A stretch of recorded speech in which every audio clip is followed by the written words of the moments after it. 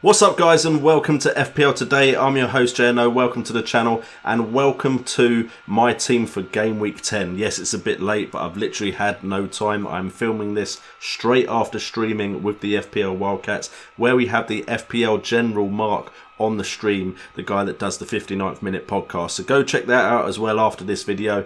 But we are here to do my team, so if you're excited for this video, even though it's a little bit late, make sure to hit that like button, subscribe and check out the links in the description down below, as well as the Teespring store if you want any of our merchandise, which is only available until we hit 10k. But let's get into the video and let's start with my transfers as we look at who I brought in for Game Week 9 and see how well they did. And unfortunately, I was late to the party as Doherty at 4.8 million was my transfer in. I now have him and Bennett. I didn't put them both on to the starting 11, which was a good decision, but he managed to get 1 point from 71 minutes. This is probably the first time he's not returned in a while, so apologies if it is my fault for jinxing him. No clean sheet, 2 goals conceded, 3 crosses, 1 which was successful. Wasn't really much underlying stats there for him either, but I will say I believe this is a blip in the road for Wolves, not a trend of things to come, because I think Wolves actually came up against a side that had planned very well to face Wolves, and I think moving forward, not that many teams are going to come as prepared as Watford were. Also, if I look at the goals that were scored, the first one had a deflection on it. The second one was a great finish by Pereira. So I'm hopeful that Doherty will still keep returning. So he's not going anywhere just yet, but it was a bit disappointing to bring him in on a game week where he didn't do that well. So we then look at the star performers for the game week, and we had the star performer being Mathew Ryan from Brighton Hove Albion, who again has come in with a clean sheet, has come in with 3 bonus points and made 6 saves, which got him 11 points in total, and without him my game week would have looked a lot worse. The other 2 star performers are the big hitters in my side. Sergio Aguero at 11.3 million. He managed to get 1 goal, but he could have had so many more in that game. He got 12 points as he was wearing the captain's armband from 5 penalty area touches, 6 attempts on goal, 5 from inside the box, 3 on target, 4 big chances, and a minute per chance at 11 minutes with 1 chance created as well. In another day, he would have scored 2 or 3 and I'd be very, very happy with him. Unfortunately, he didn't do that, but in 60 odd minutes, he's getting better underlying stats than a lot of strikers, so I'm still quite happy with Aguero. And Salah managed to have a nice finish in his game as well, which got him 8 points. He would have been a better captain option than Aguero, but I didn't go with him with the captain's armband because of all the injury news that was surrounding him and Mane. Salah started, and Salah's looked good in that game and in the game in the Champions League. So I'm hopeful for a good haul against Cardiff. Probably going to be my captain because of that. 8 points, 1 goal, 10 penalty area touches, 4 attempts on goal, 3 from inside the box, 2 on target and a minute per chance at 22.5 minutes. So very happy with those 3. Could have been happier with Aguero, but I'm still happy that I got over the average in general. As we look at my side, the other performers were Trippier, who managed to get 6 points, and that is about it. That is literally it. Fraser, I suppose, got 3 points, but anyone else 1 point or 2 points. So not a great game week, but in a game week where a lot of people had a bad game week, this was acceptable. I still saw a rise in rank because I was above the average. So any time to have a game week like this, it was probably this weekend just gone. Average was 43 points, so my 47 points did see me rise to an overall rank of 37,995th. Game week rank was only at 2,041,596 though. So game week rank wasn't great, but green arrows everywhere, including the FPL Wildcats League and the Streamers and Bloggers League. So I'm on my way up the table, which is a plus sign.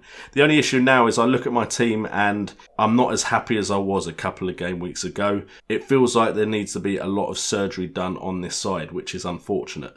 So if we look at my lineup for game week 10, I'm not going to change my goalkeeper because I've literally stuck with Brighton, and against Wolves, I'm hopeful for a clean sheet because I don't have anyone other than Doherty and Bennett, and I'll be quite happy with just clean sheets from them as well. So a 0-0 draw would do me perfectly. But I have a feeling Wolves could win this one, and I'm hoping Brighton don't score. With Murray out as well, I'm probably going to go with a double up of Bennett and Doherty and lesser transfers made in defence, as you can see on the starting lineup. Then also got Alonso against Burnley as well, hoping he gets some returns as well as a clean sheet in this one. Just can't really put Trippier in there with him playing Man City, because I feel like Man City can score against pretty much anyone. And Wan-Bissaka against Arsenal was never going anywhere near the side. So that is why the back three is the way it is. We then got in midfield Maddison, Hazard, Salah and Fraser. Fraser against Fulham. Fulham defence looked awful the weekend just gone, so hopefully Fraser and Wilson, who's also playing, can get some points from that one. Salah, probably with the captain's armband against Cardiff, has just done well in 2 previous games, so very hopeful there. Hazard is definitely not going anywhere, but he can't get the captain's armband with the injury hanging over his head, and to be honest, I probably prefer Salah. Looking at the fixtures, despite the fact that it is Burnley that Chelsea are playing. And Maddison, okay, he has blanked recently, but Maddison still looked pretty good and wasn't too far off of getting assists in the game against Arsenal. So against West Ham, he's probably going to stay in, especially as it is at home. And then up front, Ings is probably going to get a run out for one of the first times since I brought him in, purely because it's against Newcastle, and Newcastle haven't looked too great. It is at home at St Mary's Stadium, so I'm hoping Ings can get some returns. If he doesn't, it could be his last rodeo. And then Aguero is going to play against Spurs. Aguero and Man City, I just like them. They're one of the best attacking sides in the Premier League, so even if it is against another good side, I still think Aguero could get some points. The only issue I have, and that might change, is Ramsey on the bench against Crystal Palace. Now that Ramsey's had his kids, congratulations Aaron Ramsey, by the way. Ramsey could potentially come into the side. I'm not sure who he would come in for though, which is kind of the reason why he's on the bench. Worried about rotation there, but I could probably see myself bringing him in. This might be a game week where I played all-out attack, if anyone remembers that chip. But at the moment, Ramsey's on the bench, but it's a very good chance that he might come into the side and into the starting 11. So we then look at the transfers that I'm looking at making. I do have 2 transfers. I may carry one over, but the players I'm looking at is 2 defenders and 1 midfielder. I looked over a bunch of midfielders as a possible replacement for Ramsey after he didn't start in the Leicester City game, and Sigurdsson with the underlying stats was the one that stood out. I'm looking at the last 4 game weeks as kind of a guide to whether I want to bring in a player. The other player I'm considering is Pereira from Watford. He has looked very good and has 3 very good fixtures. However, Sigurdsson at 7.4 million, 4 starts, 3 goals, penalty area touches at 13, attempts 16, only 5 from inside the box, but we know Sigurdsson can score a worldie, and 6 of his shots have been on target. Minute per chance at 22.4 minutes, with chances created 16 in total, 3 big chances and a minute per chance creation at 22 minutes.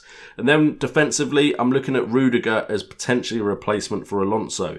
He's cheaper, 5.9 million, 4 starts, 1 goal, 1 assist, 5 penalty area touches, 6 attempts on goal, 4 from inside the box, with all 4 of them being on target, 3 big chances, minute per chance at 56.5 minutes, 1 chance created, which was also a big chance. So Rudiger could be a cheaper way into that Chelsea defence if I think Alonso isn't going to get some attacking returns. And then Mendy, 6.3 million. I think we all want Mendy back. Some of us took him out because of all the injury news and of him being on the naughty step. Some of you kept him in. To be honest, now he's back. I want him back. So far in the last 4 game weeks, 2 starts, 1 assist, only 1 penalty area touch. That's mainly because he's played in the side with Leroy Sané, which kind of puts him in a more reduced attacking role, but still, he's still capable of getting assists, which of course we've just seen, and clean sheets at Man City look likely. 3 chances created with 1 big chance and a minute per chance creation at 60 minutes. So I definitely want Mendy back in if he is fit and ready to play. So those are the transfers I'm looking at. Mendy, taking Alonso out for Mendy is very easy to do, but with Alonso's next fixture, I just can't see myself doing it this game week. Trippier to Mendy is impossible as well, so I may just hold off on that one, maybe look at doing something else to make some money somewhere. But I have 2 transfers to play with, so this isn't by any means set in stone. Anyway guys, thank you so much for tuning in to this episode as always. If you've enjoyed the video, please hit that like button. Remember to subscribe and hit that notification bell so you know when my videos are going live. I've also recently been doing something called Premiere, where I join in on the premiere of my video, the first chance of it playing, and actually chat to some of you guys and answer some of your questions while the video is playing for the first time. So make sure to again hit that notification bell so you know when I am doing a premiere and chatting to you guys when my video goes live. Other than that, thank you as always for all the support on the channel. We're now at 9,650 subscribers at the time of recording this, so thank you guys so much. I've been JNO, this has been FPL Today, and remember, it's all about the game.